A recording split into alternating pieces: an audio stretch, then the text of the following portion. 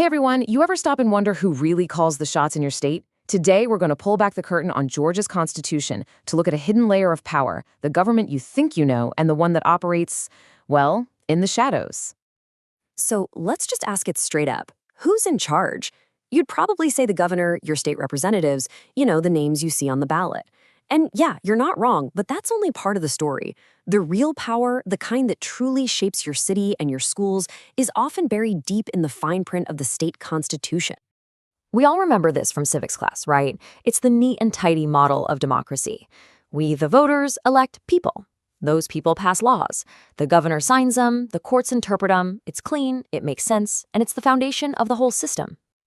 And look, this government, you see, the one on TV and in the news, it's absolutely crucial. This is where your vote makes a direct impact. But, and this is a big but, it's not the whole story, not by a long shot. There's this whole other layer of power that your ballot can't really touch. Okay, think about these for a second. Who gives the final okay on a massive tax break for a new corporation? Who gets to approve a new school in your neighborhood when your own elected school board said no? Who decides which judge oversees a complicated corporate lawsuit? These are huge decisions, but the folks making them, chances are you've never voted for them. So, where is all this happening? Well, it's happening in what you could call a parallel system of government. It's a government you don't elect, one you don't really see, but one that has immense power to affect your life. All of it perfectly legal and written right into the state's constitution. We're calling this shadow governance. Now, let's be clear. This isn't some conspiracy theory about secret meetings in smoke-filled rooms. These are official public bodies created right out in the open. The key word here is structurally. They are specifically designed to be insulated, kept at a distance, from you, the voter, and from the normal political process of elections and budgets. They're not secret, but they are very much separate. And Georgia's constitution is just filled with these kinds of examples. For today, we're going to zoom in on three really powerful ones. The authorities that act as economic engines, the special courts that create a kind of parallel justice system, and the state commission that can literally override your local school board. All right, first up, development authorities. They use this incredibly clever legal tool called a phantom bond. So let's say a huge company wants a massive property tax break. Instead of just asking for one, they technically sell their property to the development authority. Since the government authority doesn't pay property taxes, poof, the company doesn't have to either. The company just leases the property back. It's a neat little loophole that saves them millions, money that would have gone to your schools and roads, and it happens without a single public vote. Then you've got this parallel justice system. Thanks to a constitutional amendment, there's now a special statewide business court. So a huge corporate lawsuit can get filed in your local court in front of a judge you helped elect. But then one of the companies can ask for it to be moved. And just like that, it's taken out of your local system and handed over to a judge who is appointed by the governor.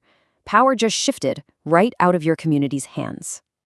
And this one is maybe the most direct example of local democracy being overruled. There was a time when the state's Supreme Court actually sided with local school boards on this. So what happened? A constitutional amendment was passed in 2012 that created the State Charter Schools Commission. This is a state-level body with appointed members that can now approve a new charter school in your town using your tax dollars, even if the school board that you elected voted no. So you might be wondering, how do these shadow structures get so entrenched? How do they become so permanent? Well, it's because they aren't just created by passing a simple law.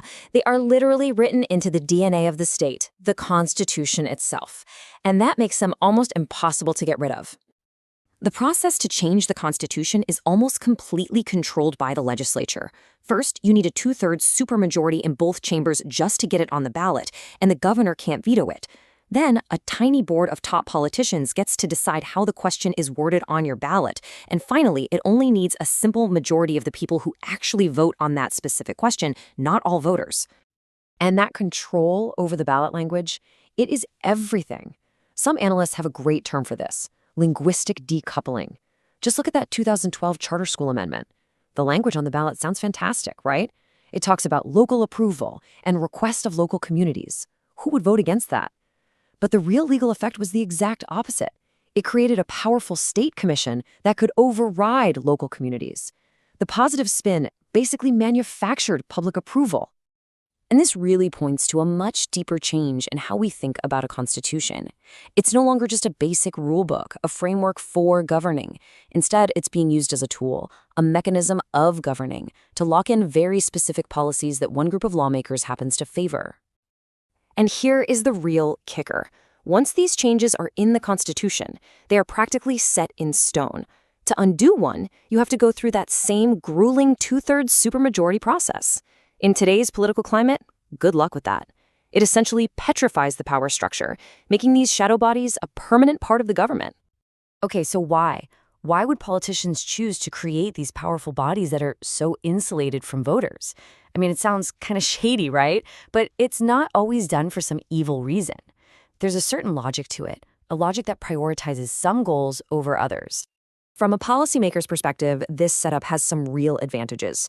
For one, it creates stability. A huge, multi-year economic project won't get canceled just because a new party wins an election. It also allows for expertise. You can appoint judges who are specialists in complex business law, for example. And it lets them depoliticize hot-button issues by moving the final decision away from elected officials and into the hands of a quieter, more technical board or commission. But, and this is the most important part, all of that efficiency and stability and expertise, it all comes at a price.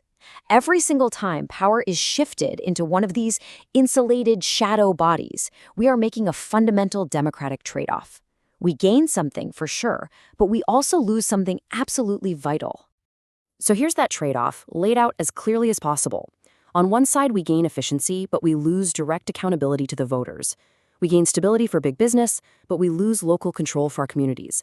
We gain specialized expertise, but we lose democratic flexibility, the power for a new majority of citizens to come in and change course. And that's really the main thing to take away from all this. The core issue here isn't necessarily corruption or some kind of illegal abuse of power. It's about the very design of the system. Power is being intentionally relocated, moved to places where your vote, your voice just can't get to as easily. And that leaves us with one final, pretty heavy question to think about. As more and more of the real work of government moves into these shadowy, constitutionally protected spaces, what's left for the people we actually elect to do? What does your vote really, truly control?